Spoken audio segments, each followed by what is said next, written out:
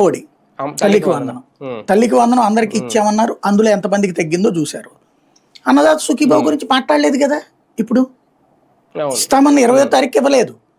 అంటే అంత పెద్దది లక్షలాది మంది రైతులకు సంబంధించిన అంశం నువ్వు వాయిదా వేసిన నోటితో చెప్పాలి కదా.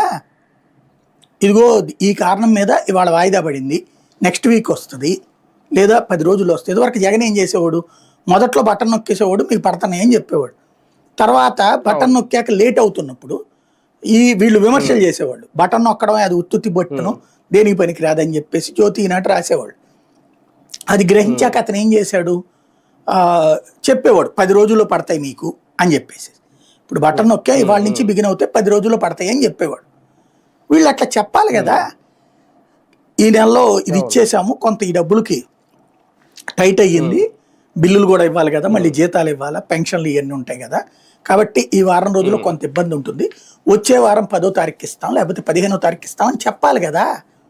ఏమి నోరు మెదపకుండా సైలెంట్గా ఉండిపోతే అది అంతమందిని అవమానించడం కదా రైతుల్ని. లేదా ఆ నిర్లక్ష్యమా, మనం ఎవరికి జవాబుదారీ కాదని.